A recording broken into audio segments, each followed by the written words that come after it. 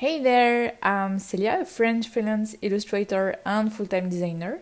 Welcome in this new art podcast. Today the subject is how to get rid of an art block.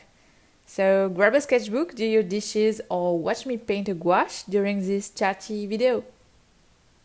If you are practicing any sort of art, you're probably familiar with the concept of art block. If you don't, the word art block speaks for itself. It means that you're feeling blocked and you can't create any sort of art. Art blocks are different for each person. Some are short, others can last several months. Some are slowing you down, where others can just stopping you. Basically, you can dissociate two different types of art blocks. The first one you want to draw, but you don't know what to draw, is the art block due to a lack of inspiration. Or you have plenty of ideas and things to draw, but you don't want to. It's the art block due to lack of motivation or energy. Both are quite linked and depend from each other. For example, sometimes a lack of motivation will be linked to the fact that you need more inspiration to feel the desire to draw. The advices and tips that I will talk about are some things which work well for me, but every person is completely different, so it might not work for you. Don't hesitate to leave a comment with your own tips to beat the art blocks. So let's start it with the art block due to a lack of inspiration. There is plenty of inspiration everywhere, but you have to go to find it. Scrolling on Instagram or Pinterest isn't the best way to get some inspiration because these apps are showing you exclusively some things that you already know and love. What is working the best for me is to discover new things, but it means that to do so, I have to go out of my comfort zone. Okay, that's easy to say, but concretely, what does it mean? My first tip is to discover some new books. Go to a library and borrow a book related to a craft discipline that you find interesting.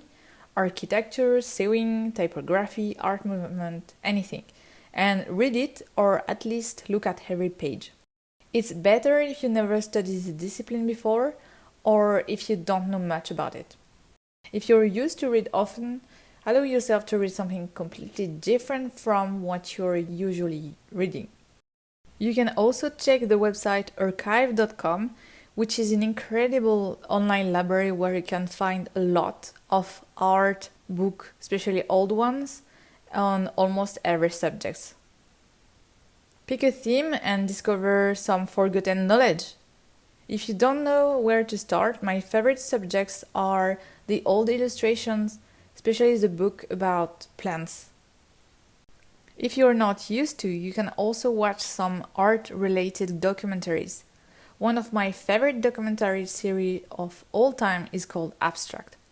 The season 1 is composed by 8 episodes, and each episode presents an artist and their work.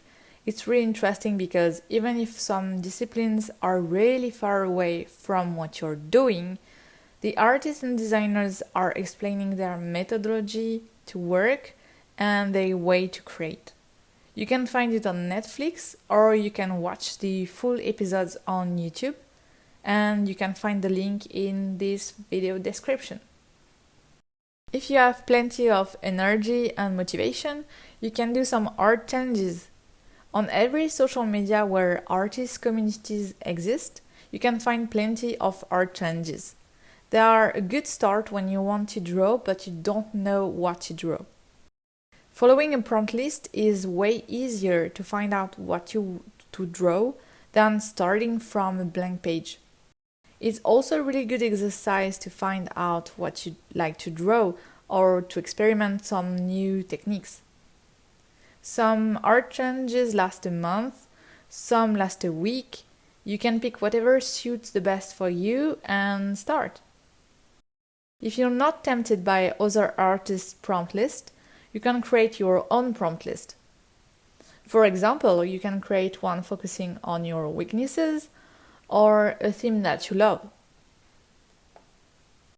Another really good exercise is to create your own long-term projects. If you have a lot of energy to draw but no idea, you can try to create a long-term project.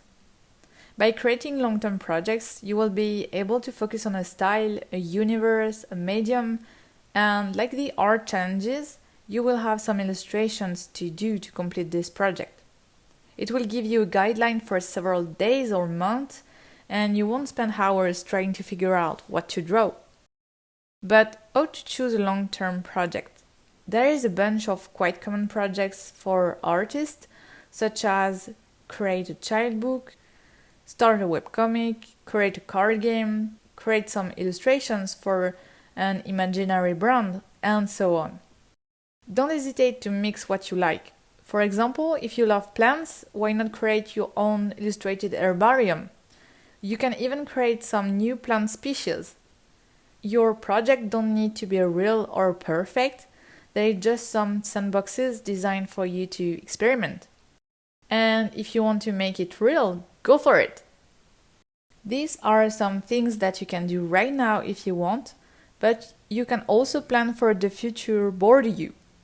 Like I said before, the inspiration is around us all the time, so you should take some note about it. You can use a notebook or your phone, but each time you see something that inspires you, note it and keep it for later. For example, if you're going to a museum, take some notes about the artists that inspire you the most. If you're having an inspiring dream, if you're watching an inspiring film, if you saw someone with your cool outfit, note it. Document every moment where you feel inspired, and if you have some ideas for your art, take some notes for it too.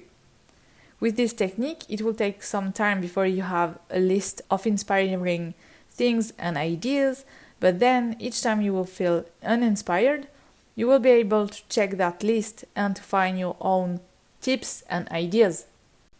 Then there is this second type of art block due to a lack of motivation. The lack of motivation is sometimes linked to a lack of inspiration, so don't hesitate to try out the tips that I was talking about before, especially the one leading you to discover new things. I'm talking from my own experience, but sometimes an art block can be a signal for your body and brain telling you that you need a break. The creativity and the desire to draw or to create is also linked to your feelings. So if you're not feeling great, it's normal to not being able to draw. Take some break and allow yourself to rest and to heal. Don't put too much pressure on yourself because it will lead to more anxiety and it won't help you at all. Go to do some gardening, play video games, read, drink a tea, and miss the creation process to be happy to come back to it. If you're not motivated to do some art because you think that you're not good enough, try to be more indulgent with yourself. Everyone is starting somewhere. I know that with the social medias, it's really easy to compare yourself with incredible artists without even questioning it, but don't compare yourself to other artists and try to compare yourself with your past you. You can notice where you improve and notice the thing that you have to improve, but without being mean to yourself. If you're in an art block because you don't like your style anymore, do some studies and researches. I know that I said to not compare yourself to other artists. The only time you have the right to do it, it's because you are doing some studies. Find out what you like in other artists' art and style to have some clues about what to improve in your own style. And as a final advice, if you're stuck in an art block, try to draw regularly. It doesn't mean that you need to force yourself to draw all the time, but try to regularly sit down and organize your setup like if you were super motivated and draw for 5 minutes. If you don't know what to draw, you can do an observation drawing. If you feel okay, you can continue to draw and go ahead. But if you don't feel like drawing, you can just stop after 5 minutes. At least you would try, and at the best you would enjoy it and draw for a longer time. Once again, these are my tips for art blocks, and it works for me, but I don't know if it's going to work for you. But I hope that these tips were at least interesting for you, and don't hesitate to give me your own advices in comment. Thank you so much for watching or listening, and I'll see you next week. Bye!